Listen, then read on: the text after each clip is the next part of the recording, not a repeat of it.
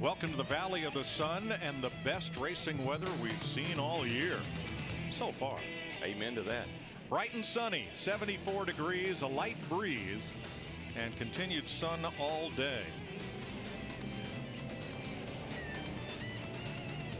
That's our stand-in? Oh no, that'd be us. We are wearing the cactus green. Yes, we are for Phoenix. Those camouflage of you who are fashion-minded, sort of. which doesn't include the three of us. We get a memo on that, folks. We don't just accident. Never mind. Oh, you didn't. That's a whole nother show. I thought we were all just. I thought it was a coincidence. We all had the same I shirt love on. what he said about the weather. For the first time this year, we don't have to hear someone say, "You guys should have been here last week. It was 70 degrees." Oh, yeah, said, well, now it's 40 and raining. You know, now what you hear, man, it's hot out here.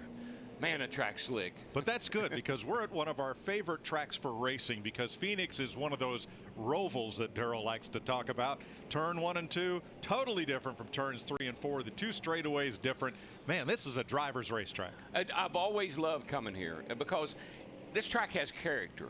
You know, you can go to a 1 mile oval, and that's what it is. It's an oval. This thing, though, is so different. With that dog leg up to back, both ends of the track are different. 1 and 2 got a little bit different feel there than you got in 3 and 4. It's challenging, but so much fun to race here. And it's fast, and that's what's going to make it chapter 2 of putting the rear spoiler back on this car. We had it at Martinsville a couple of weeks ago. You have long sweeping corners here, especially turn 3 and 4. So I know everyone's anxious to get out there with the speed you carry into the corner to see how these cars are going to drive on a slick racetrack with the wing gone and the rear spoiler back on the car. All right, practice is getting ready to start. We've got lots of it for you today on Speed. Let's get down to trackside and Chris Devoda. Well, Mike, remember we have a new points leader, Jimmy Johnson, taking over the points lead after Martinsville. And remember, they were also experimenting a lot at Martinsville, trying some new things for the fall. I talked to Jimmy at length about that experimentation here this morning. They're going to do it again today. They're going to start in race trim and start experimenting for things for the fall. Then they're going to find a line, and if things don't work, go back to the old setup. Remember, they have won 4 of the last 5 races here at this track. All eyes always on Jimmy Johnson when we're here, but not as many eyes that are on the guy Matt Yoakum is standing by. Absolutely, Krista. At 10:07 local time, Denny Hamlin climbed back behind the wheel of the 11 FedEx Toyota. Now remember, he utilized the off week for knee surgery. Now Denny has climbed behind the wheel of a race car twice as an opportunity just to see what they're going to have to work on in the driver comfort area. Basically, Mike Ford said they had to change around some of the pedal assembly to help give Denny more comfort when he pressed the brake pedal. It was causing too much stress. They also helped him out a little bit by bringing over the NASCAR sign-in sheet so he could sign in right here at the race car. But the game plan for this practice session, Mike Ford told me, is 100% an experiment. They're not exactly sure what they're going to do during this practice because they don't know how long Denny will be able to run. Now, Casey Mears is standing by. A good thing about their size, they're very similar. They both run the Hendrick carbon fiber seat. When they did the laser copy to compare, they found that they only had to add 1 inch of padding in the bottom of the seat. That made the belts work perfectly for both drivers, and the steering wheel slightly different. But right now, it's just going to be an experiment early on in this practice session. Thanks, Matt. Good point. Krista mentioned that Jimmy had won 4 of the last 5. The one that he did not win was the race that got Mark Martin's incredible 2009 season in gear. Last spring, Mark won here from the pole. It was his first win since 2005, and he just kept on winning. Yeah, what's amazing, Hendrick Motorsports, they've actually won the last 6 races here, and what makes it even more amazing, it's been with 3 different drivers. Jeff Gordon won one of those races, as you mentioned, Jimmy Johnson, and then Mark Martin a year ago.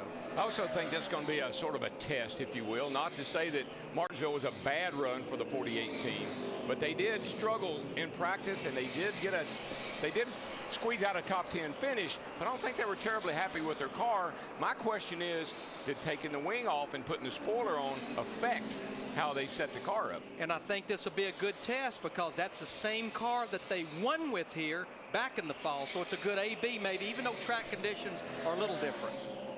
You also heard Krista talking about how the 48 team would try some things for the fall race. That's because Phoenix is a chase race, and it's one of those 10 races that determines who will win the Sprint Cup. You're looking at Jamie McMurray. You're looking at the fastest man in Phoenix right now. His fast lap is a 27.66. Kurt Busch is second right now, and Dale Earnhardt Jr. in that 88 car is third. And you know, you mentioned a test, Darrell. It's almost like a test today. It's a 2-day show here, and we are absolutely putting 50 pounds in a 10-pound bag today. Yeah. These guys will be getting 3.5 hours of practice in 2 sessions.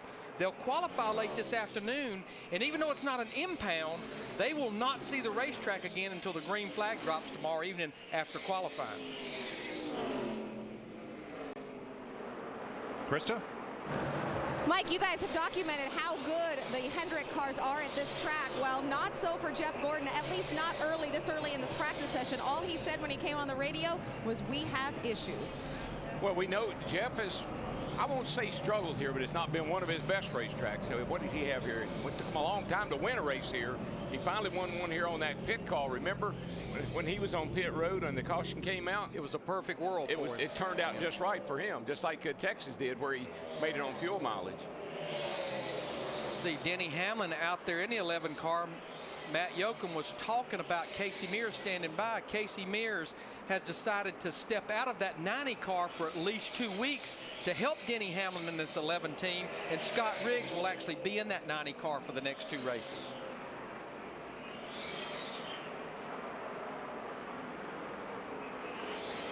You know, Larry, it used to be more, at least I thought it was, if you drove a Chevrolet and a Ford guy wanted you to relief drive for him, you'd say, oh, no, I can't. Or if you drove a Dodge and, whatever. And it's almost that way now. It's hard to find available drivers that are acceptable, not just to the team, but to the manufacturer as well. That would especially be true if both drivers are getting factory support. You certainly don't want to upset that apple cart. Ooh. And that was the minute he rolled out of the throttle and jumped on the brake pedal. This was his first laps out on the racetrack. They probably have low air pressure in the tires. And of course, you do travel the cars a lot here, but the minute he rolled out of the throttle, jumped on the brakes, that's when we saw those sparks underneath the front of the car. My understanding of Hamlin's injury is that to operate the clutch pedal, that kind of up and down motion of the leg will not hurt that knee. It's, side to side and other forces that could give him a problem. Yeah, you're right. Jamie Mack and Kurt Busch and Dale Jr. fastest in the early going of practice. McMurray, Kurt Busch, Dale Earnhardt Jr., Clint Bowyer, and Matt Kenseth are the fast 5 so far out here in the desert. Toyota guys were telling me, Mike, that sponsor fire thing, they didn't think, it's just for fun almost. Just kind of threw it out there. Boy, has it taken on a life of its own. They have been overwhelmed by the response to that program. Oh, it's cool. Now, are they actually going to paint up some race cars? They actually are. In the winning schemes? Oh, in the winning schemes, yeah. I don't know that they're actually going to race them. They're not actually going to race them. I don't think they actually race them. Yeah. I think they actually show them. Yeah, show cars. I mean, come on, if you're going to talk the talk. Well, now we could talk to Kyle. He seems to like his car a lot. Maybe With he would the kitty cats and the sea otters and the baby seals. Maybe get him to run it. We're looking at Carl Edwards here right now in this 99 car. Carl is 25th quickest. A little bit of a milestone for Carl this weekend. He's making his 200th career start in Sprint Cup here at Phoenix. That doesn't seem possible. It doesn't, does it? It hadn't been all that long ago. We were all yelling and screaming at Atlanta for him to win his first race. That's true. And who is it? Elliott Sadler makes his 400th start. 400th career start. I yep. hadn't any idea he'd been around that long. Doesn't seem possible. Mike, you mentioned before we went to break, Kurt Busch is second quickest in this 2 car. There you see him out on the racetrack. This has been a pretty good racetrack for Kurt. He has 14 starts here. He won the spring race of 2005 with 8 top 10 finishes. This team did a lot of testing last month with this car at a little old racetrack down in Jefferson, Georgia, Gresham Motorsports Park. Yeah. And I know they're even going back there as they get ready for the Richmond race coming up in about a month. Well, I think you want to look and see what adding a key figure to your race team will do. I think you don't have to look any further than Steve Addington and what he's done. And guess where I saw him this morning? In the Nationwide garage. Really? Over there with those boys, talking to them about those 2 cars. And look how well they're running. And I wonder where that information came from. It seems like the whole Penske program across the board, both garage area, maybe he's been over there working on Will Power's car too. It might be. You know, in every race we've time trialed, Kurt Busch has qualified in the top 5. Every race this year that we've had time trials. Really? So I'm told. Which has been a lot because the only session that got rained out, I think, was Martinsville, wasn't it? Yeah. Jeff Burton in the 31 car. Well, I kind of look at the Penske program two ways. We've talked about this already this year. Either they're on an island by themselves. Because they're the only factory Dodge team. Dodge team. Right. And so do you think that's an advantage or a disadvantage? If you come up with something good, it's a great advantage. That's my point. I know I talked to Steve Addington about that very issue, and they all feel strongly that it's good because he said, and I think you said this, Darrell, at Daytona, Dodge is Penske this year. That's right. Those are Penske cars. Matt? Mike, an update on 2 of the 3 Gibbs Toyotas. Denny Hamlin has not mentioned anything about being uncomfortable in the race car, more about the feel. He says he needs help through the center and especially on exit where the car is loose. Mike Ford is going to make a sway bar change. Right next door, his teammate Kyle Busch, his biggest complaint is we need to jack up the left side of the car, which they just completed, to find out what was dragging on the racetrack. So we are hitting something and hitting something hard. And that's probably one of the biggest challenges of this racetrack. Like Darrell said, there's really no other track on the circuit like this 1 mile track. You certainly fight the car getting good grip in the middle of the corner, but getting the car to get good bite off the corner under acceleration, that's the biggest challenge you fight here, turn 2 and turn 4. I would imagine that Junior Nation has high hopes for this place because of all of the early spring races. This is most likely Dale Earnhardt Jr.'s best chance to score his best finish of the young season right here. I think you're right, Mike. And one thing we talk about this track being unique, right here where the 88 cars, you just saw him bobble a little bit getting in there. You come off of turn 2, the back straightaway is a dog leg. We've talked about that. But it's also humped up like a cat. So it's almost like Animal House back there, if you want to say. So you come off of 2, the back's kind of humped up through the dog leg, and then it just falls off into turn 3. And that's why it's so easy to overdrive turn 3. You're actually going downhill when you get down to that corner, and you'll see a lot of guys, they really get out of control trying to get off into 3. They just don't, it doesn't feel that way in the race car. It just is that obvious when you're up here looking at it from above. You know, one thing that I'm picking up on as we look at Dale Earnhardt Jr., he's run 11 laps so far in this practice session. He's actually been out twice. I think we're probably going to see quite a bit of give up in the tire combination that we have here. And this is the same tire they raced here last year. But you look at Dale Earnhardt Jr., his fast lap is 27.69. He's already fallen off into the low 28s, and that's a good thing. Oh, yeah, well, as hot as it is, Larry, I think as soon as these tires, they're going to build pressure quicker because the track temp's high.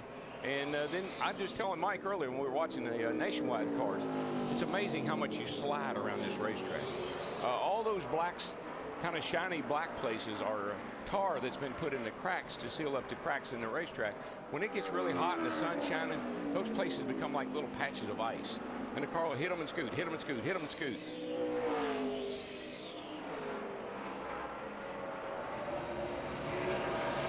Jimmy Johnson, Mark Martin conversation going on here. Notice anything about Jimmy?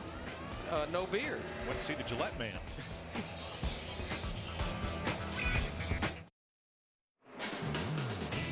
Matt Kenseth muscles his way up into the top 5 along with Clint Bowyer, the top 3, much like they were. 3 Chevys, a Dodge, and a Ford. Dodge has not been to victory lane here in the Sprint Cup Series. And here's a new look for Tony. Do not adjust your set. Huh. Now, is that avocado or chartreuse? I don't know. That's one of those things that make you go, It is the Green Recycling Initiative by his sponsors. Gotcha. Well, one of the big things that they're doing, Mike, and I found this hard to believe, is they're celebrating the upcoming 40th anniversary of Earth Day, which is April the 22nd later on this month. And they're just trying to encourage their consumers to be smarter in how you buy office supplies. Don't buy just a little along the way. Buy it in bigger bulks, and also be smarter about the way you ship things. You know, ship it in bigger bulks rather than just a few packages at a time. So that's why the car is green and that metallic earth color. Exactly. See how he's going up. I just want to show you how he's going uphill, now how he's going downhill. So like a really nice roval, we have elevation change.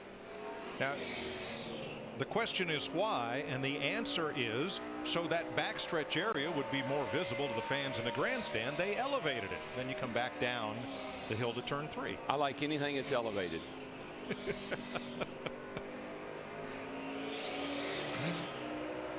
It's a nice shot. Back to Matt. Mike, Denny Hamlin is currently 9th on the board early out in this practice session. He just told Mike Ford on the radio, I'll go out and run out this set of tires, then I will get out and allow Casey Mears to climb behind the wheel, run the next set, and then when they swap over to qualifying setup, then Denny will get back behind the wheel. That's the current update here in the 11 garage. So evidently Casey Mears is not just a standby if needed driver. He's part of the game plan. Yeah, I think they got the luxury right now of doing that. Let Hamlin start the race. Let's get him healed up sooner than later. Because if you sit in that race car, you might injure yourself a little bit more after the surgery. But Darrell, we talked about this on Tuesday on our conference call. This is one thing that the chase actually helps. When you were racing for championships, you couldn't lay out a race because it was a 36 race schedule to accumulate as many points as you can. When you look at the way it's structured now, all that matters at the end of 26 races, no matter how you get there, being first in points doesn't matter. It's just being in the top 12, so they have the luxury of working with that. You can have a 400-point lead, and if somebody has, they take it all away from you. Jeff Gordon 16th on the board. He's run 8 laps, 2 different runs with a best lap time of 27.84. That's less than 2/10 off the fastest lap of the day. You know, when we went to break there, we saw Jimmy clean shaven. I'm pretty sure I know what happened. I'm pretty sure old Chad said, Jimmy, you can keep that beard as long as we're winning. But the first time we don't win, that beard is going out of here. And they had a little bit of a struggle at Martinsville. So shows up to Phoenix clean shaven. And Chad says it's all because of the beard.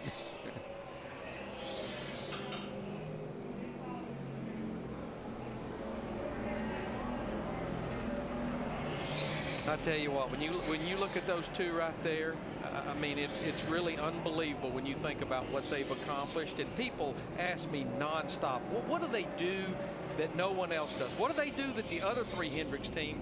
And I just think, I say it all the time, that man right there, Chad Knaus, he never quits thinking, he never quits working. I will guarantee you, if they win the race here tomorrow night, they know they better come back here with something better and a little different when they come back in the fall. I agree. That's half the story. But Rick Hendrick has told us, you have a restart with 10 laps to go. Jimmy Johnson stands up in that race car like nobody he's ever seen. He finds a way to the front, and that we've said it, there's no better closer in racing than Jimmy right now. Yeah, and you know, we can't have onboard computers or telemetry, but Jimmy Johnson is as close to an onboard computer in my mind as you can have. And when you listen to him give information, he's very confident what he's saying. Oh yeah. And it's not drawn out. It's short and concise. I love the way they do it on a scale of 1 to 10, and tell me what it is. New look for Matt Kenseth, Crown Royal Black I on the like car that. this Good week. looking. Matt says he likes a black I like that. It's good looking. Krista? Want to give you an update on Jeff Gordon. His first run out said he had issues. They spent a lot of time in the garage changing some things around. He went back out, just came back in. Steve Letarte asked him, any better, any improvement? He said, well, slight. It turns in great, but it goes away in the middle, and I'm loose off. Going away in the middle is not a good thing here, because in turns 3 and 4 there is a lot of middle. Yeah, a lot of middle ground there, isn't there? You know, Darrell, one thing I was trying to look at on the left side of the deck, I don't know if we can pan over there and see. And yes, remember, at Martinsville and Phoenix, that right there, that deck fin is optional. The 48, the 24, and the 42 in particular at Martinsville did not have that. As you see, they have them here because what that deck lid fin did, along with the quarter panel extensions down low, it brought back some of the side force that going from the wing to the rear spoiler took away.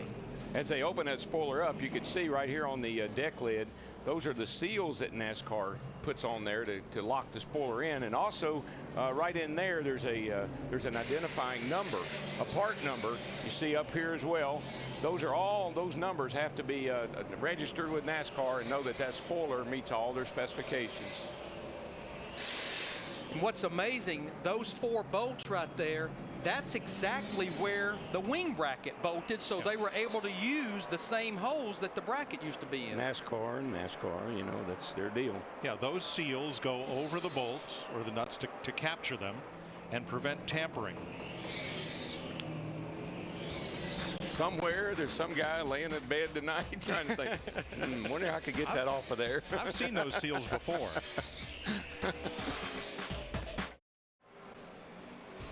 Want to keep up with all the results and stats from the track? Well, you can hire, Jimmy and Slob, or you can check out the new NASCAR stats package and get the latest practice and qualifying reports, race results, and driver standings at the NASCAR section of SpeedTV.com. There he is. Here is our Butler University right here. You got it. The biggest and best surprise of the Young Sprint Cup season has been Paul Menard. And it appears that Slugger Labby has been a big part of that equation over there as his crew chief. Paul comes in here. There's Slugger on top of the hauler. Paul comes in here 11th in the points. We felt like maybe Bristol and Martinsville would be their Achilles heel, but he came out of there pretty solid. Still up there in the top 12. Slugger's been around. Worked for Robert Yates. Then he went over as Michael's crew chief at the Napa 15 car. Slugger's been around, got some good experience. Let's check with Matt. The turnaround team of 2009 was the 83 Red Bull car of Brian Vickers. He just finished a long conversation with crew chief Ryan Pemberton, basically breaking down every section of the corner at both ends of the racetrack. His biggest concern, the car was way too free on entry, and then chattered the front tires through the center. They had unhooked the bar on the previous run, already completed some adjustments in the back, still working on an adjustment in the front, but he said on a scale of 1 to 10, it's a 7 loose on entry into turn 3. And you carry a lot of speed getting off in the corners here, a lot more than you would think at a flat 1-mile racetrack. If you don't think you do, lose your brakes one time. Whoa, you use a lot of brake on this racetrack. David Reagan right now is 30th quickest. We talk about home field advantage. Folks at home, you're probably sick of hearing us talk about home field advantage, but there is something to this. Where is Michael McDowell from? Phoenix, Arizona. Yeah, Glendale, where the new stadium is, right? Suburb of Phoenix. And where is Michael on the scoring pylon right now? I was going to say, why are y'all asking all those questions? Because he's the fastest. He is fastest, and this is his home track. And, of course, their mission is to qualify. And Michael in the 66 car now, Dave Blaney in the 55. Moving the numbers around. That 66 car is fast every week. Everywhere. Yeah. You just think about Bristol. What he qualified 3rd at Bristol. Yep, Dave Blaney did. Yeah, and he's qualified up front a number of times. Blaney has. Here he is quickest in this session right now. That's pretty impressive. And I think we should just do a brief explanation why they have swapped those 2 drivers. Both of those cars are outside the top 35. I was talking to Phil Parsons, one of the owner of Prism Motorsports, and he said they tend to race Dave Blaney a little longer in the race. Of course, both those cars are without sponsorship. The reason they've got Dave in the 55 is Michael Waltrip in 2 weeks will run the 55 car at Talladega. They want to make sure that 55 accomplishes gaining as many points as possible in case on qualifying day at Talladega we get rain. They want to try to guarantee that 55 car would be in. Marcus Ambrose right now 28th with a 27.98 as his best lap. I read something interesting this week on Marcos. He said he has been overwhelmed with different race car drivers from Australia calling him and saying, how do you get into NASCAR? How do you like it? What do you think? He said it's been an outburst of calls over the last few weeks, just people calling and inquiring. You have to be successful, at least as successful as he's been, because he's done a really nice job nationwide and Cup. And has been really committed to this sport.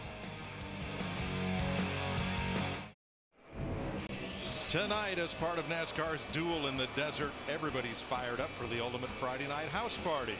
David Rudiman and A.J. Allmendinger stop by NASCAR trackside tonight. Stay up late. You'll see it at midnight Eastern, only on Speed. Sprint brings you what's happening now in the NASCAR Sprint Cup Series on the Now Network. Michael McDowell has the fastest lap of this practice session. Krista? We've caught up with Brad Keselowski, and you were just down in your teammate, the 2 area, getting some feedback. Kurt, very strong. Where are you guys at, and did you learn anything down there? Yeah, you're always learning something. We've got a great teammate. Kurt runs awesome here, so I try to see what I can pick up from him. He was out on the track, so tried to talk with his engineer, Dave Winston, and see what they're doing and what's working for him and vice versa. And we should go ahead and show your car, too. A little bit different paint scheme this week. Different. This is, I think, the first time an app has been on a race car, an app for your phone. So Abyss is an app made by Mobile Glue that it's kind of like a Tetris puzzle strategy game, so it's neat to have something different on the car. Very cool. Thanks, Brad. Tell you what, that's a spotter's delight right there. You won't have any problem spotting that race car, that's for sure. Looks sharp.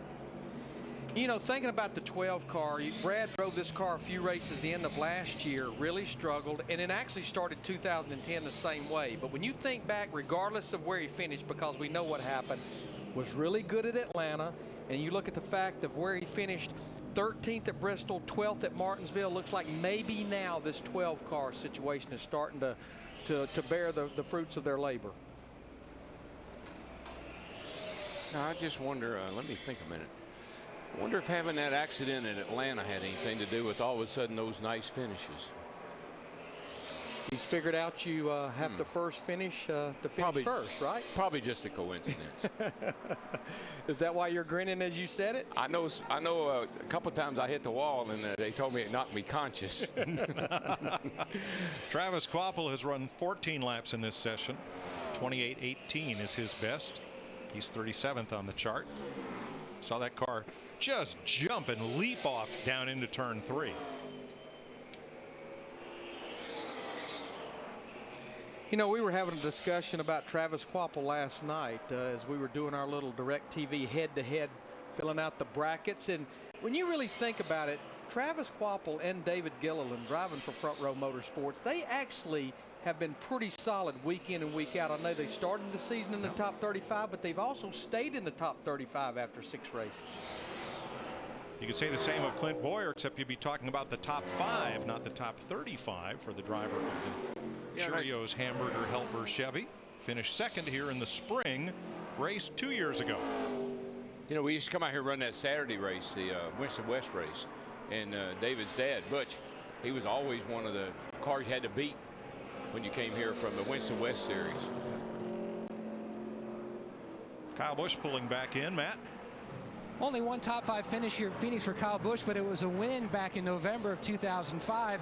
He says the car is great down in turns 3 and 4. It's really digging through that end of the racetrack. His biggest concern is down in 1 and 2. It pushes to the center, and then when he jumps in the gas, it really pushes on exit. The change they made right before he went back out, on his way back to the garage stall now, he said on a scale of 1 to 10, it improved the car about a 5. Let's go more in that direction. And one thing that I saw car chief Wesley Sherrill do before the car even hit the racetrack, he pulled out a huge piece of bare bond and trimming it to make a sunshade on the windshield. As always here at Phoenix, the sun plays a huge factor when you go down in turns 1 and 2 during qualifying. What's going to be interesting, Darrell, is if he can get this car to behave down in turn 1 like his Nationwide car did in the earlier practice. Well, we were watching, Mike's out on we're out on the roof watching Kyle go down into turn 1 in his Nationwide car, and Larry, it looked like a dirt car. The thing went down when it set down on the bump stops, the back end swung out. And I told Mike, I said, I don't know if he's catching it with the brake. I don't know if he's catching it with the gas.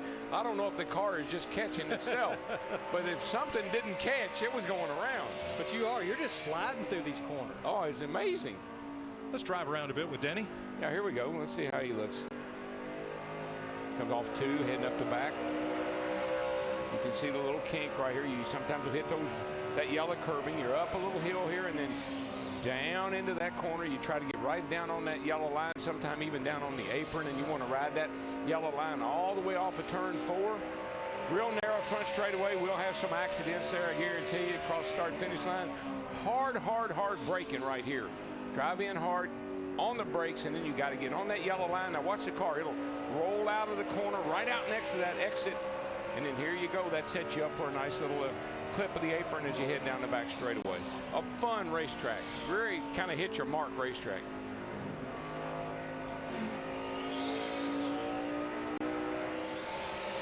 Michael McDowell is quickest. There's the second fastest man in Phoenix right this minute. Jamie McMurray talking it over with crew chief Kevin Mannion.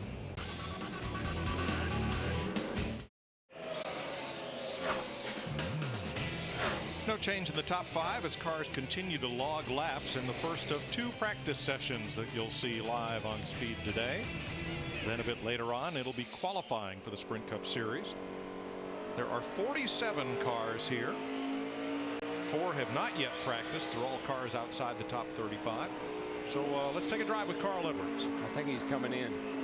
Okay, let's not. He doesn't want us riding with him. He doesn't want anybody in the car with him. Well, it's lunchtime. He's coming in soon, so he'll be on the way to Subway. And we've been tracking Denny Hamlin. Let's see about Denny getting out of the race car and favoring that. I tell you what, left knee just a bit. That's not bad. No. He can't be hurting. It may not. I don't know about later on today, but it can't be hurting too bad because he came right up out of there really. But you know, I've worked with some injured drivers, and I know that's one of NASCAR's protocol. They want to see how that driver can get out of that race car, how quick he can get out of it from a safety standpoint. Looks like Casey Mears is going to climb in and make a few laps in this 11 car. Denny so far has run a total of 22 laps. He's actually been out 4 different occasions.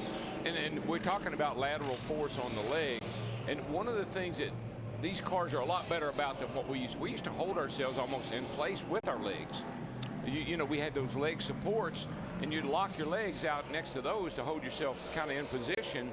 These seats they got now and the leg supports they got now are much more vertical up and down. You don't have that spread out look like we used to have, but that's where you get that side force on your leg, is because of the way you hold your legs out, kind of position yourself in the seat. Let's check with Krista on Dale Jr., who is 4th quickest. Well, Dale coming on the radio and saying that his car's just a little bit free, but he said that's actually what he wants. And Lance McGrew, crew chief, agreed, saying free at this point in the day, not a bad thing. Junior did say the changes helped the center, but he did lose a little bit of forward bite, but he doesn't mind because he doesn't have to come off the throttle. They're making a left front shock adjustment. That's the change they made before they went back out on the track. And Krista, when you were saying a little bit free, and I was thinking the very same thing, as long as you are in the gas and you're not having to play with the throttle or you can't get back to it when you'd like to, free is fine, loose is fine, as long as you can get back in the gas and stay in it.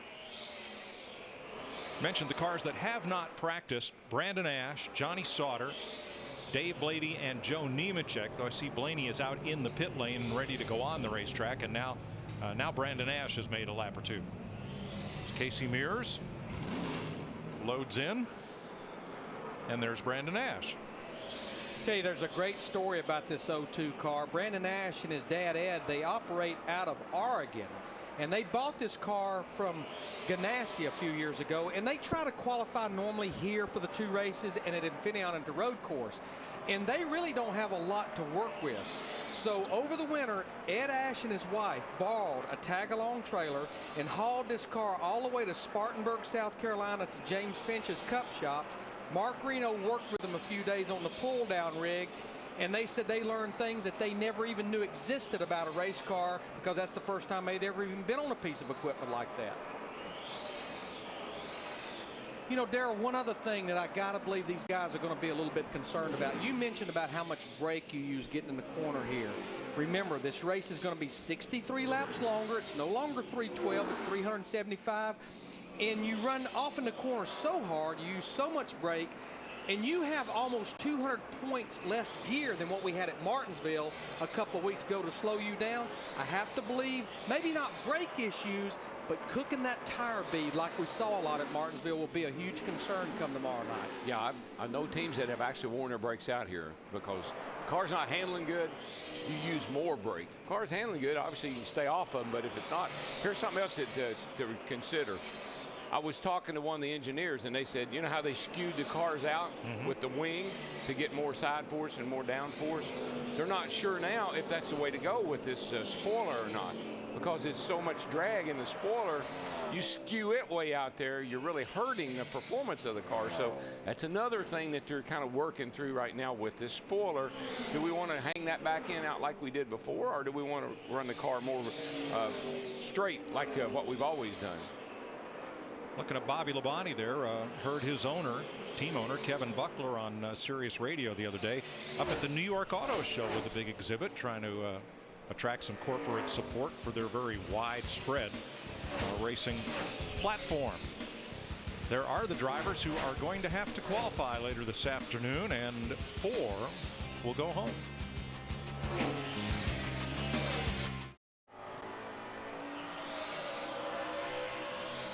A lot of bugs out here in the desert this time of year. Climbed out of the car in the parking lot near the TV compound, and just a swarm of whatever that is on the onboard camera there. I really got confused because as I was driving around last night, everybody was waving, and I thought they knew who I was. They were swatting. Swatting flies. Then I realized they're not waving at me. They're trying to get the bugs off of them. David Rudeman, who is on trackside tonight with A.J. Allmendinger, midnight Eastern time for trackside. Rudeman is 30th quickest. He's run a total of 17 laps. Now, here's Casey Mears going out in this 11 car. The schedule here is perfect for what these guys are trying to do. As we mentioned earlier, 2 practices, almost 3.5 hours total. So this gives them a great opportunity to get Casey plenty of laps in this car and still have Denny getting laps, and as well as being prepared for qualifying. Seems every April we have a lot of charity initiatives in NASCAR. There's the March of Dimes on Denny Hamlin's car. It's Autism Awareness Month. A lot of the individual driver foundations and NASCAR Foundation gearing up for NASCAR Day. Seems a lot of that activity happens with these race teams in the month of April. I tell you, Casey's under a lot of pressure because Hamlin, you know, he just went out. He laid down some pretty good laps. And now you got to get in there and try to, you know, duplicate at least what he was doing. And the last thing Casey would want to do is step across that line and wreck this race car. Exactly. Look how loose Harvick is off the corner. That's one of the reasons it's just fun to watch here. All right, let's go down to our Earth Day initiative and Krista. Yes, in between recycling my water bottles down here, I want to give you an update on how Tony Stewart feels in his Green Initiative Office Depot car. Actually pretty good. Before he came in, he told his crew just needs to cut a little bit better in the center, but we've been making improvements. And, you know, there's another fine line you're trying to walk. You want to make sure that you keep that thing turning and cutting in the middle, but you can't fix that and give up forward bite, drive off the corner. And Paulo Montoya is 25th in this practice session with a lap of 27.94, and that's about 0.3 off the quickest lap of the day, turned by Michael McDowell. McDowell only practiced for 2 laps. He went out, made a mock qualifying run, and done. So that's why he's at the top of the chart. Most of the rest of these drivers haven't even thought about making qualifying runs just yet. You know, Mike, you talked about Paul Menard earlier being in the top 12. Now look at this 42 car. To me, this is the other side of the equation of being 6 races into this year. A team that I know they didn't win a race last year, but they were competitive week in and week out. And for the most part, they're fast each week, but they just can't close the deal for one reason or another, sitting 25th in the points right now.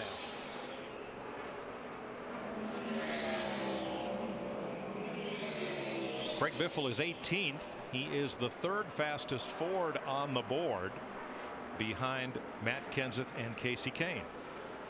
And Greg Biffle comes in here 2nd in the points. He has 6 top 10 finishes out of 6 races. Here's an interesting little tidbit nugget, Mike. Jimmy Johnson started his 2005 season with 7 top 10 finishes. Do you know what the record is for the most top 10 finishes to start the season? No. And who holds it? I'm going to guess it's this fella right here. No, it's not. 11 top 10 finishes by Morgan Shepherd starting the 1990 season. Really? Yep. I found it hard to believe, but had to read it 2 places to make sure my information was right. Who was he driving for then? The Wood Brothers? Maybe Bud Moore. Maybe. Well, We'll check that out. That's very interesting. By the way, I was watching Casey Mears in the 11 car. Larry, he picked up speed every lap around the racetrack and actually ended up his last lap was quicker than Denny's last lap was. I like what he was doing. He had a pretty good rabbit out there in Kevin Harvick in that 29 car. Yeah, he kind of first couple of laps he was in Harvick's way, so he pulled up over and let Harvick go by. By the time they got through with the run, he was all over the back of Kevin Hunt. So he kind of picked up the rhythm, and looks like the car's pretty good to him. Johnny Sauter's made a few laps. He is in the danger zone among those who need to qualify on time, along with Terry Cook, Robbie Gordon, Max Pappas, and Brandon Ash. Eric Almirola is not. He is the second quickest of the go-or-go homers, 14th overall in the 09. Michael McDowell and Jamie McMurray continue to pace this practice session.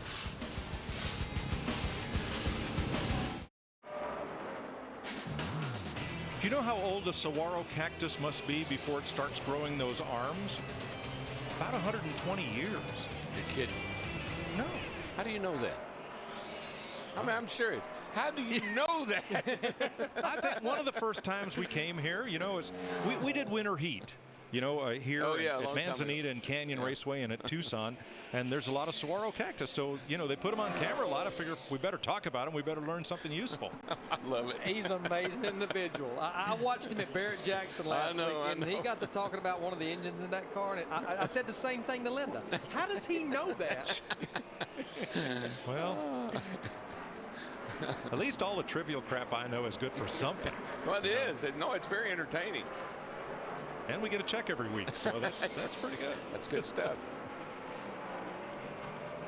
He does too. This guy right here. Gets a pretty big check every week. Seventh quickest. He's run a total of 26 laps so far in this 48 car. Looks pretty straight coming up out of that hole. You know, his average finish here at Phoenix in his 13 starts is 5.1, and that's currently his highest average finish of any track on the Sprint Cup Series schedule. 28.63, wow. Good job. I'll say 28.63 is what McDowell ran. So is it with a what? That's 3. Is his with a 3 with a 4? Actually, McDowell's a 27.63. Oh, 27. Yeah, I'm sorry, looking at the wrong side. Let's check with Matt. And Paul Menard top 25 during this practice session. Your team has the car up on scales. What's the biggest issue you guys were trying to change feel-wise with the car during this session? You know, the car is pretty good. It a little bit free in every once in a while, a little tight in the center, good drive off. So we're just kind of playing with it right now, trying to find a little bit of front grip. The track it's a great racetrack because the balance doesn't shift a whole lot with as the sun comes up and the heats up. It just gets a little bit slicker, and whatever you're fighting before, you're kind of still fighting. So that's going to bode well for tomorrow night if we can get it to turn better in the center. We got really good drive off, and we're going to need that for tomorrow night. 35th in points last year at this time, 11th currently now. Describe the change in confidence of Paul Menard. It's the same deal. I mean, I'm the same guy. You know, we just have fast race cars. I mean, we unload and we don't have to do a whole lot to it. We're just kind of fine-tuning right now. We're not thrashing, so that's you know, just really proud of Slugger and all the guys back at RPM. You know, Tony Price and the guys back at the shop are doing a hell of a job, and just got to keep doing it. What a change in scenery in the championship standings. The only driver top 12 who's never been in the chase so far. Krista? Matt, Clint Bowyer turned one of the quick laps in this practice session. You're looking at the right rear tire. He was afraid that they had a flat out there that come in to change some tires. He said the more I go, the looser it gets, the worse it turns in the center. They had hoped that the right rear was the problem, making a tire change, also adjusting the camber in the 33. And that kind of makes sense, Krista. His last lap on the racetrack was a 28.99. And most of the guys that have about that many laps on their tires, they're at least in the mid 28 second bracket. So the good thing is they found the problem.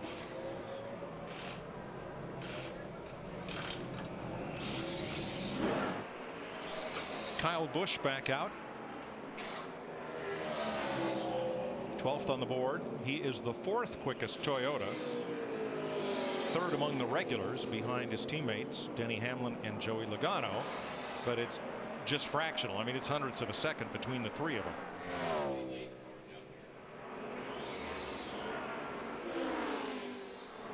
If practice times set the field, Terry Cook would be the 43rd qualifier right now in this number 46. The only Dodge in the field aside from the Penske cars and the Brandon Ash car that Larry talked about earlier. Of course, Terry Cook and that group, right now they are attempting the full schedule, but the only race they've actually qualified for so far, a lot like the 90 car that Casey Mears has been driving, was the Bristol race. Most all these guys are on the same program. If they have something on the quarter panel, they're going to run the whole race. If they don't, they probably aren't. And there's the cutoff between the goes and the go homes based on practice times. I was wrong. It takes 75 years, up to 75 years for a saguaro cactus to grow an arm. Now, how do you know that now? Well, how did you find that so fast? I'd slob double check me on Wikipedia. But of course, anybody can add content to that. So. I just wish you'd have never admitted that. I like to just now I got a doubt every time you do it. 75, 100, 125. Yeah. Hey, it's old, all right?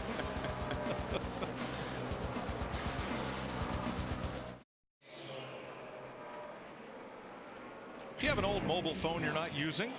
If you recycle it during Samsung Mobile 500 Race Week, you'll receive a limited edition 3D collector pin and become eligible to win one of 3 grand prizes. Grand Marshal of the Samsung Mobile 500, ride in the official pace car, or attend the trophy presentation. For more information, go to TexasMotorspeedway.com. Mike, we looked at the go or go homers a while ago, and here's one that I believe is in trouble right now. Robbie Gordon in the 7 car outside the top 35. If indeed this practice sheet was qualifying, Robbie Gordon would not make the show. Going back to that promo you just read, in the background, I saw an unhappy Jeff Gordon. Chris Devota's talked about his car twice. He's only run 11 laps. Something tells me there's a lot of major work going on right now on that 24 car, probably changing the complete setup. Yeah, he was in a deep concentration. But you know what I want to say about Jeff Gordon? You know what I respect about him? Jeff Gordon is the same guy today as he was when he came in this sport. Right. And he's never made excuses for who he is or what he does. He's just really been a great representative of our sport. And he had that little scrubby mustache when he showed up. He got rid of that, and ever since then, he's been a very good representative of our sport. I tell you, I like the guy. No question. Christo.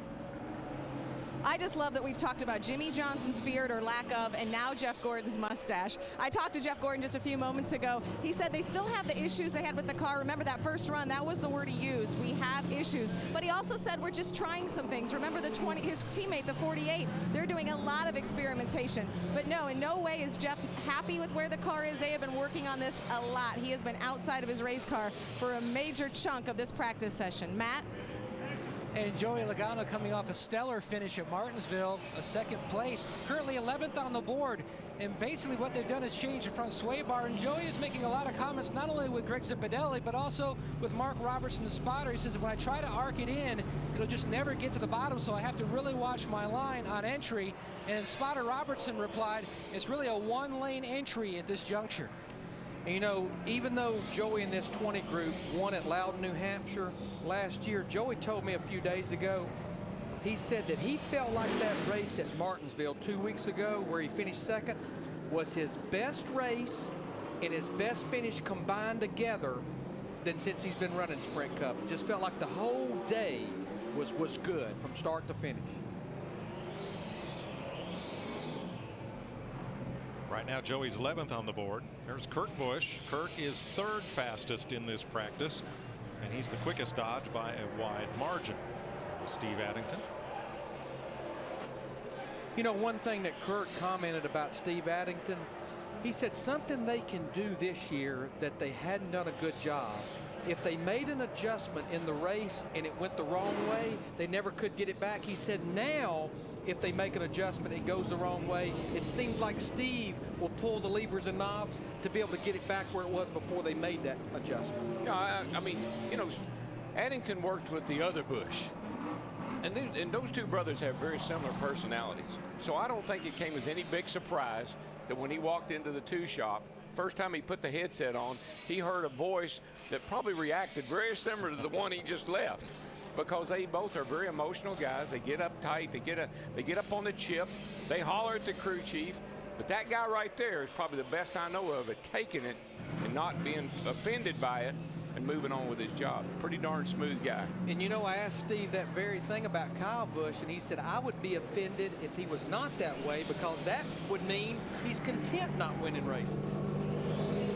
Good point. Well, I always felt like, guys, I know I'm complaining, but I just want y'all to be in this thing with me. I want y'all to be as committed as I am.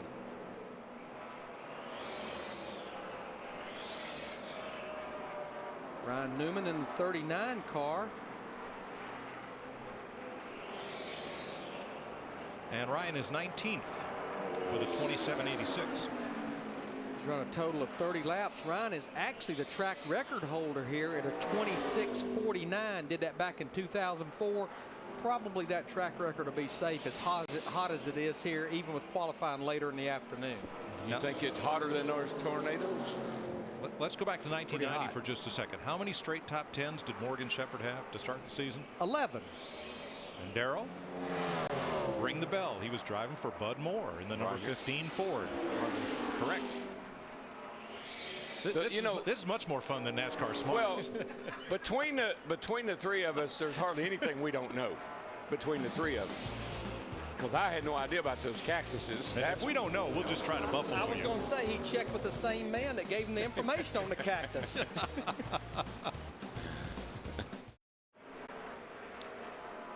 Not much happening here. Back to you. Oh no, Michael McDowell is quickest in this session. Jamie Mack, Kurt Busch, Dale Earnhardt Jr., Clint Bowyer are still the top 5 as the track continues to gain heat and the lap times go up a bit. There's that Matt Kenseth Crown Royal black machine. Oh, speaking of black, do you know the state color of Arizona? No. Do you? Or were you just asking us? No, I do. It's brown, actually. Brown. The state color. Yeah. Do you mind me asking where that came from?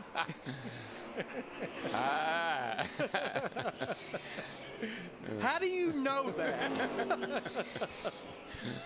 Do you know how long a driver's license is good for in Arizona? No. 40 years. 40? 40 years. Come on. Here's my final little bit of trivia about Arizona. It is illegal to hunt camels in Arizona. We better tell Hammond quick.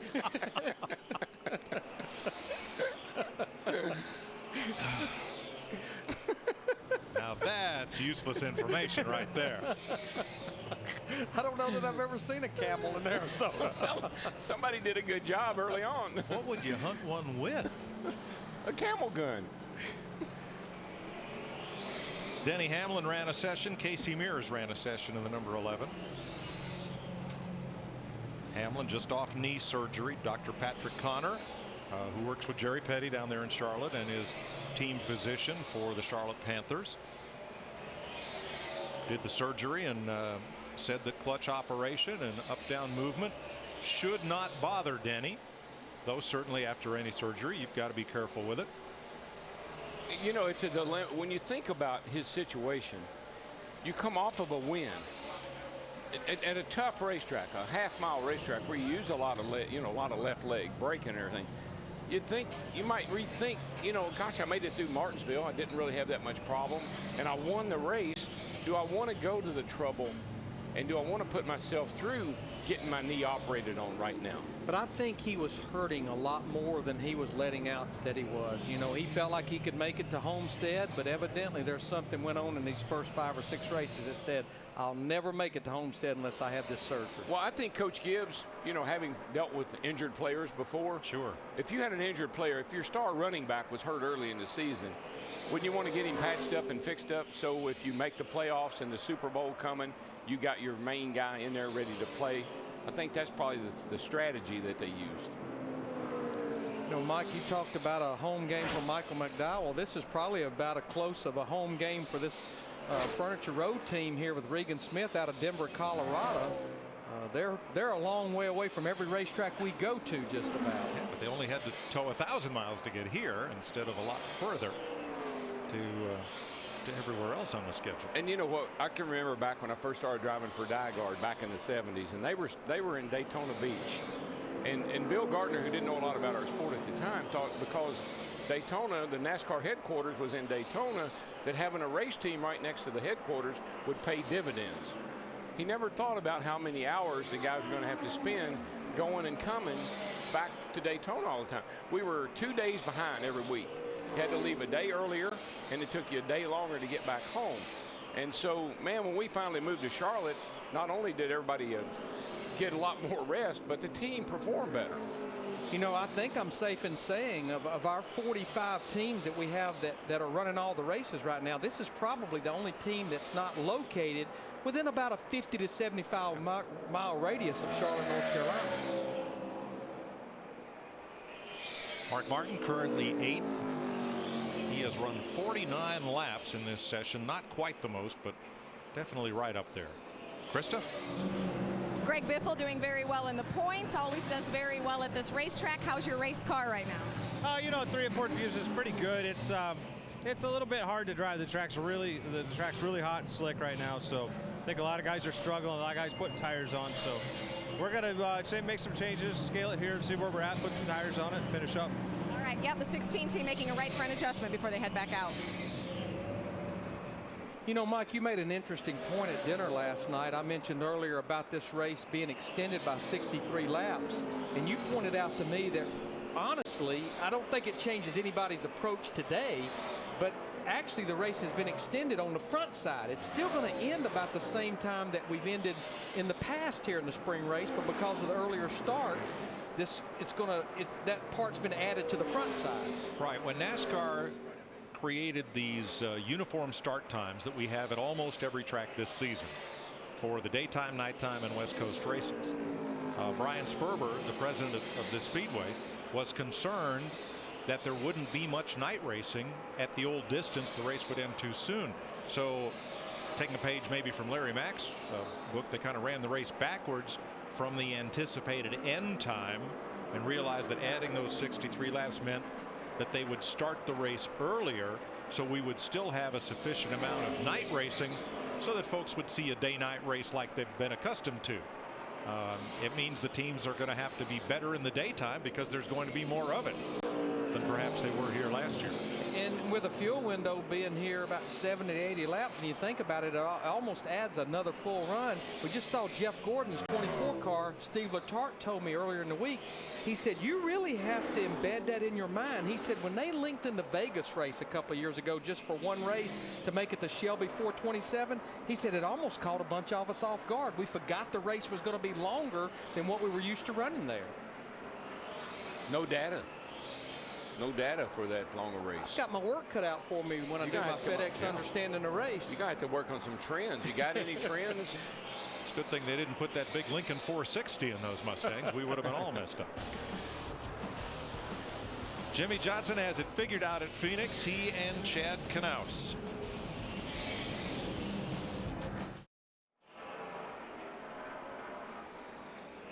Looks like a flood to me. Yeah, you ought to. That's been river. I remember one time we came out here and they canceled the race years ago. Guy didn't have that big bridge there then. Washed out the whole road. You couldn't get to the track. The other end of this road is washed out. So it's going to be one way in and no way out come tomorrow night. So come early and plan to stay late. Yeah, I think they've had a fair amount of rain out here, but someone was telling me this morning, Andy Jeffers was telling me, I guess that so much snow melting off the mountains has created a lot of this flooding that's been going on out here. Well, they need it because, you know, they're in a constant shortage of water out here. Now, this was the competitors' parking lot, or at least it's supposed to be the competitors' parking lot. Not this weekend, however, because of all the flooding.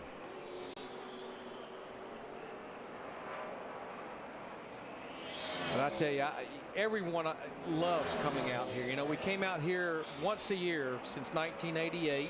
And then with the realignment back coming into 2005, we started coming here in the spring and the fall. And I don't know that anyone that doesn't love coming out here. The area, the racetrack, the weather, it's all about as good as it gets.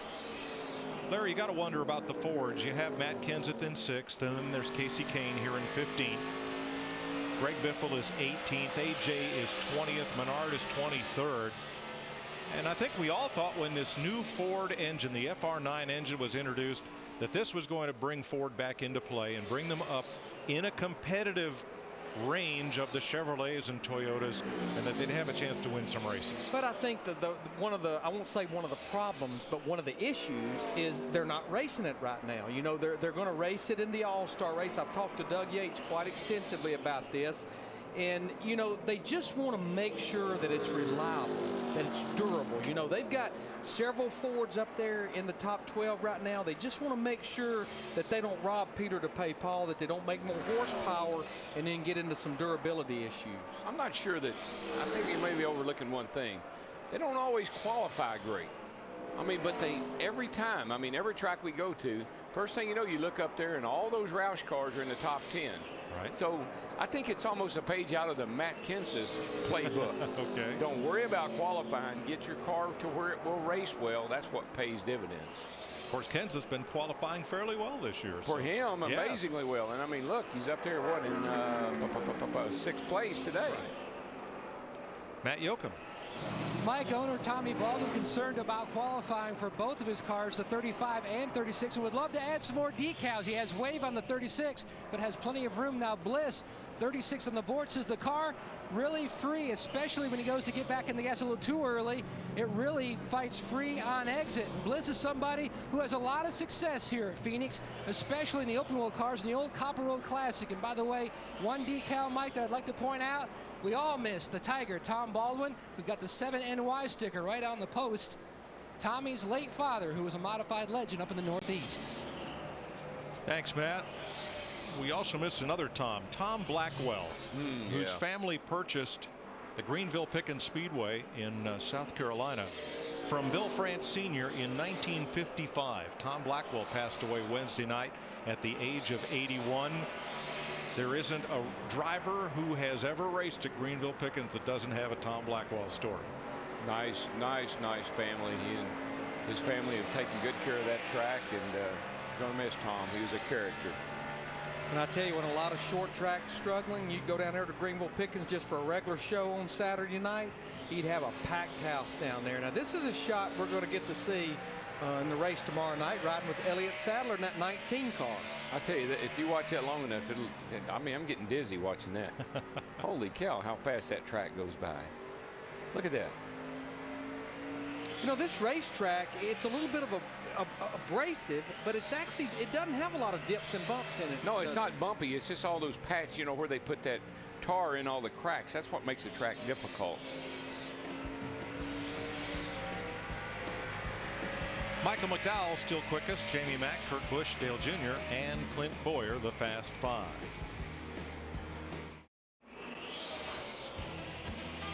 Monday night Fast Track is back. It's an all-new episode of Fast Track to Fame from Phoenix International Raceway, and you'll see it Monday at 8 p.m. Eastern, only on Speed.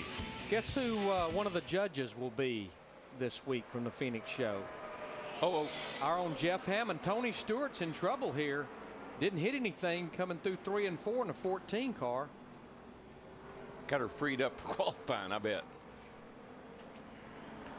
Let's have another look here, Darrell. He's just coming through 3 and 4 here.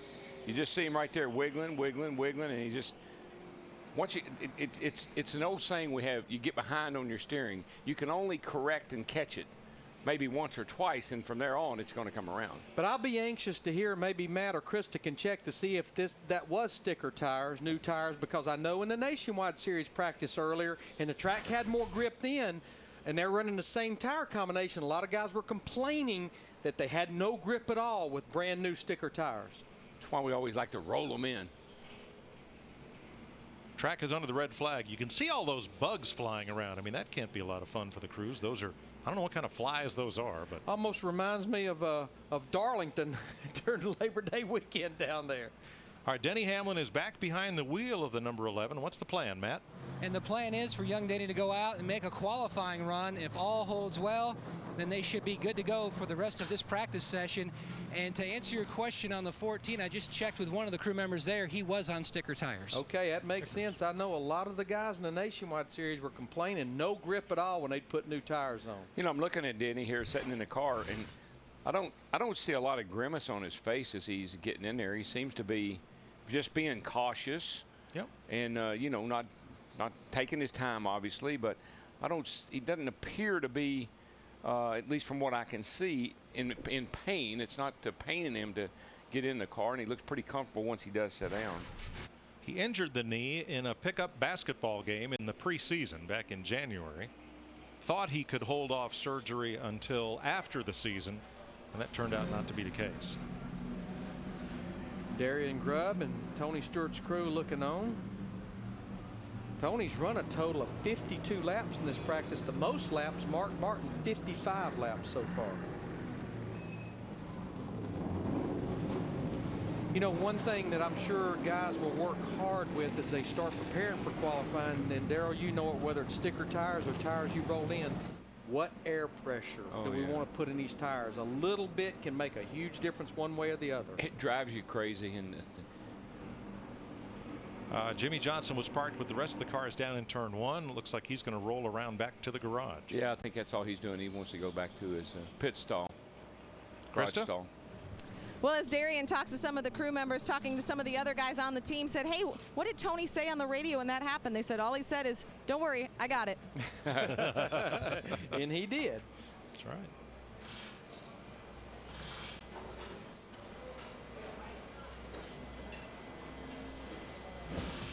Red flag is out for Tony Stewart's spin. The track should be open when we come back.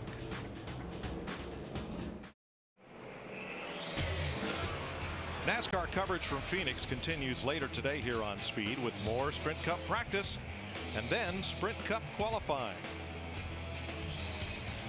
Tomorrow begins with NASCAR race day on Speed. The Sprint Cup race is on Fox with the Subway Fresh Fit 600. Coverage of NASCAR continues all weekend long on Fox and Speed.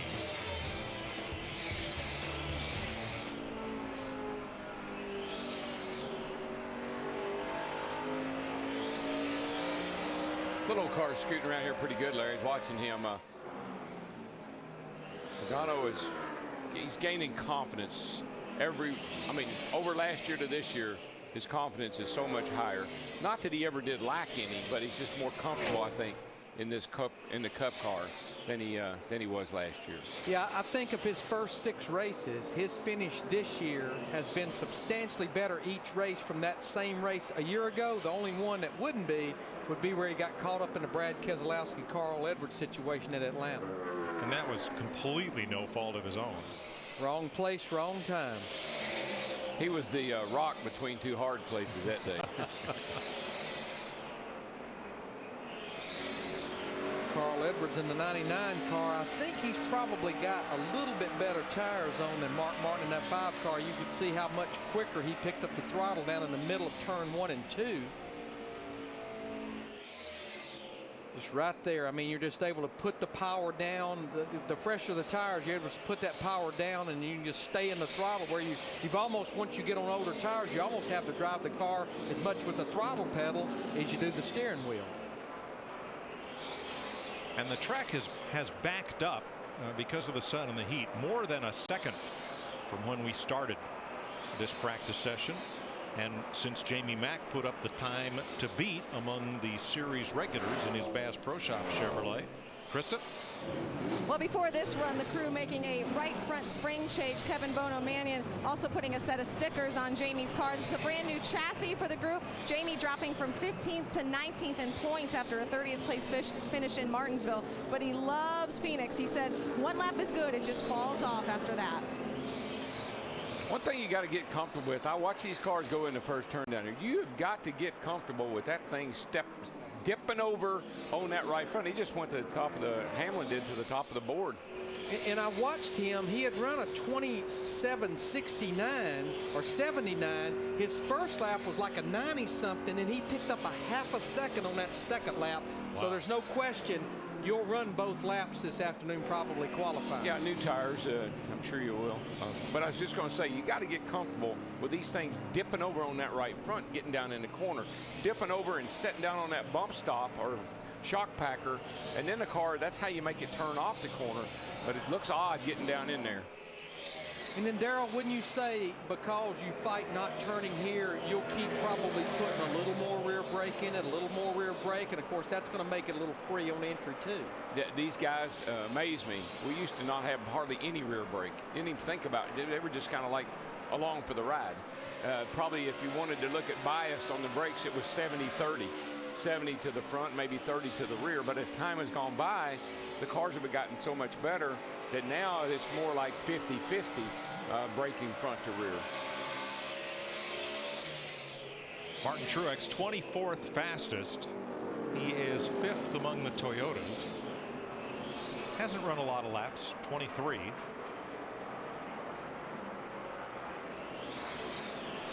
Paul Menard there, he's 23rd quickest. You know, back to Martin Truex Jr. in that 56 car right behind Menard. Of course, he was driving for Earnhardt Ganassi, but he sat on the pole here in the fall race last year and actually had top 10 finishes in both races last year.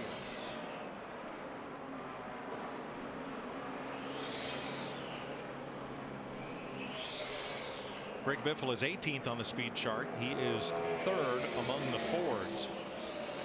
This will be his 36th lap completed. Let's watch him off turn 2 here, because he probably 90% of the time gets closer to that wall than anybody here. He takes it right to the limit every lap.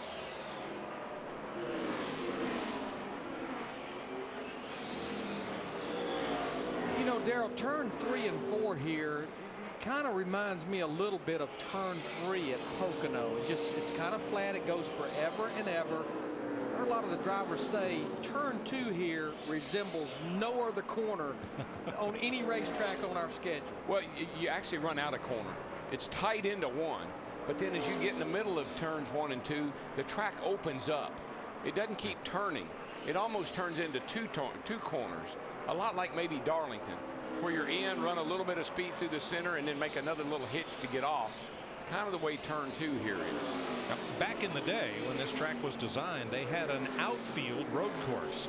So you came around 1 and 2, turned right out into what is now the camper area, and you came back onto the oval right about where the kink in the back straightaway was. So the oval was kind of designed to complement the design of the road course. Easy, easy. That left leg came out of there. I tell you, he's pretty mobile for a guy that's had surgery a little over a week ago. And I'm going to tell you, they've got to feel pretty good about what they accomplished in this practice session. Denny got a lot of laps. Casey Mears ran several laps. And right now, with only about 10 minutes to go, they're the fastest by 0.2 of a second right now with that 11 car. Well, what I really like is Casey Mears mirrored Hamlin's times when he got in the car. So it's not like they're miles apart or that Mears is going to be way off. And his feedback mirrored Denny Hamlin's about what the car was doing, what it felt like. Scott Speed is 35th overall. 28:10 is the quickest of his 32 laps so far. Another nice turnaround story of 2010. You know, it was, Mike. They really flattened out, though, in those 2 short tracks. Yep. You know, they finished 31st at Bristol, was running good, and had the tire issue, and had a really tough Martinsville. Now they have fallen back to 21st in points, but that's still a far cry better from where they were a year ago. Sam Hornish, 22nd, 3rd among the Dodges. He's run 42 laps. 27.92 is the best of those. Sam finished 9th here a year ago, and that was actually his first career top 10 finish. And you know, it's like this type of track seemed to really bode well for Sam last year. They ran good here. They ran good at New Hampshire. So even Richmond, they had some pretty good runs. All tracks where he had raced in IndyCar. I was going to say, and this is one of the tracks where they raced IndyCars quite a bit. New Hampshire was another track. Did he ever drive New Hampshire in an IndyCar? Or were they already quit running there by then? I can't recall. I'm not but sure anyway. on that one. Jeff Gordon back out. He is 17th. That was a great lap right there. Great one. He's run 27 laps. Well, the car looks, I've been watching the car every time he goes out. The car now is in the racetrack. Before he was like up on top of the track, kind of slipping and sliding all over the place. This car now has some grip to it, more than it's had since we've started practice. One thing I always wonder about Jeff Gordon, Larry, is you don't see him go out and make a lot of long runs. you know, he's in and out a lot. He'll run 7, 8, maybe 10 laps at the most. Doesn't sit out there and run very many long runs. Well, it has to be experience. You know, he knows what the car should feel like early in a run, and he pretty much knows where it's going to go on into a run.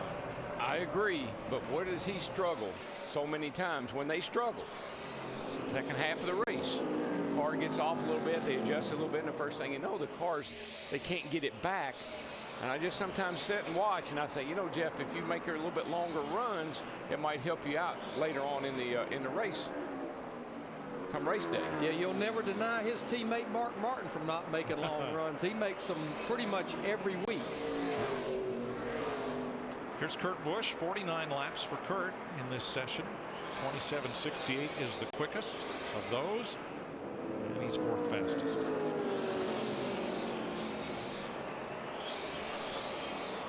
But I think the driver who, relative to other cars, appears to be getting off turn 2 the best is Kyle Busch. I mean, he just rockets off that corner. The car cuts in the middle of the corner for him. He's back in the gas, flying down the straightaway. And that's you're in the throttle so early here, and these straightaways are so long. I mean, yeah, you've got to go through the middle, but I mentioned it earlier, you've got to get off the corner. It'll just kill the straightaway speed here.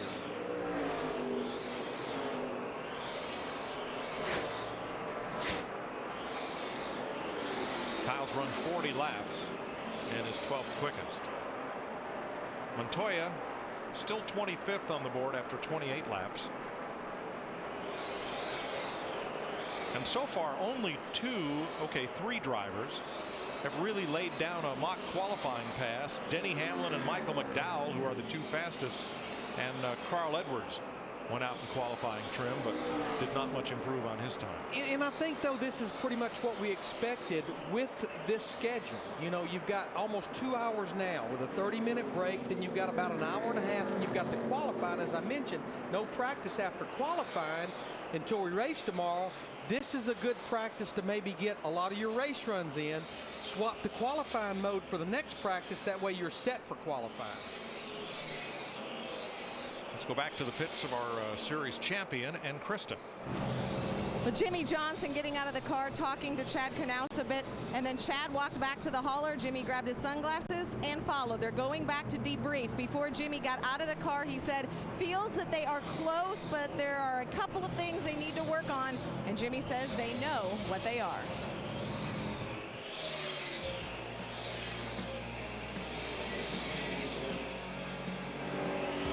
Denny Hamlin, Michael McDowell, and Jamie Mack still quickest.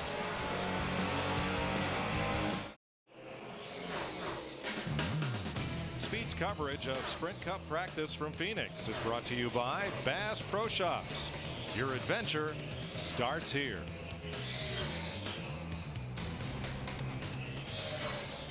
Denny Hamlin, Michael McDowell, Jamie McMurray, Kurt Busch, and Dale Earnhardt Jr. are the Fast 5 late in the going of this first of 2 practice sessions, then qualifying, then they cover them up for tomorrow night's race. Yeah, as we were just looking back down that straightaway, it just reminds you of how narrow this front straightaway is. As you exit turn 4, we've seen it here time and time again, especially on restarts. Guys get into each other and there's just no room, and we've seen this whole front straightaway block before.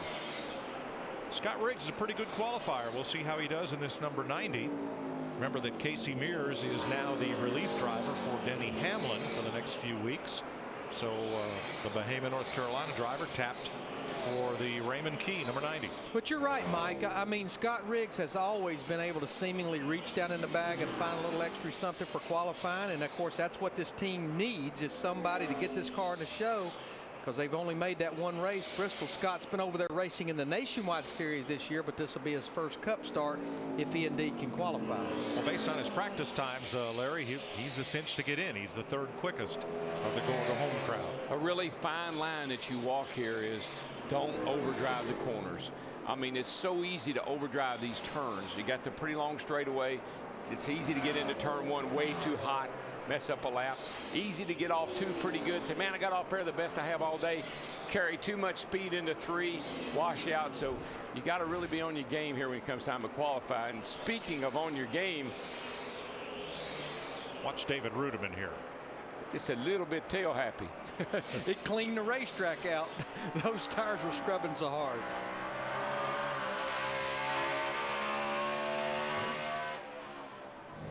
Let's check with Krista.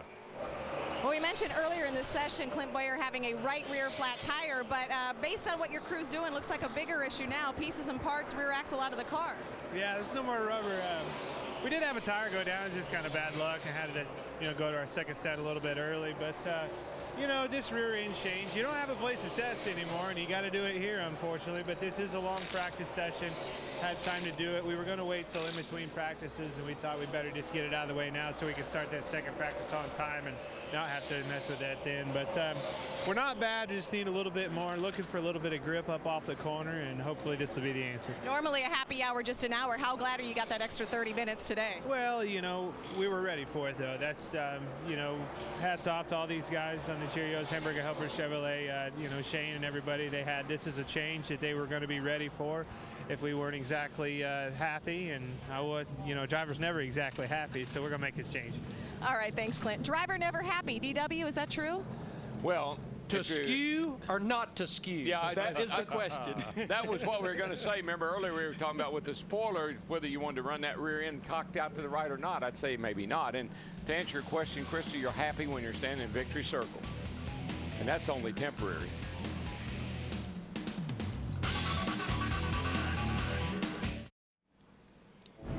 Tomorrow, NASCAR Race Day heads west to Phoenix to relive all the action from Martinsville. The renewed rivalry between Jeff Gordon and Matt Kenseth. It's all on NASCAR Race Day, built by the Home Depot. Live tomorrow at 5 Eastern, only on Speed. Let's have a look at the go or go homers. And the line would be drawn below Terry Cook right now because 4 would go home. And based on practice speeds, that's where we are. Boy. Bobby Gordon, Max Pappas got work to do. And the only one of these top 10 that we know absolutely made a full-blown practice qualifying run is Denny Hamlin. Tony Stewart was attempting one when he spun out. I think you'll see a lot of differences in that next practice coming up. You have 3 mock qualifying runs. Hamlin, Michael McDowell, and Carl Edwards were the only ones who improved their times from early in the session. Is it lunchtime or is it brunch? What time is it out here? What's your tummy tell you? It's just lunchtime. Straight up and down 12 noon here on the West Coast. We're going to lunch, and you're going to Steve Burns over on the speed stage, and we're coming back with final practice for the Sprint Cup Series, and then later this afternoon qualifying for the Subway Fresh Fit 600. I still think you need to make a note to Hammond, no camel hunting in Arizona. I'm going to pass that along to him. And we get a lunch half hour, by the way. We don't get a whole hour. And now, Steve Burns.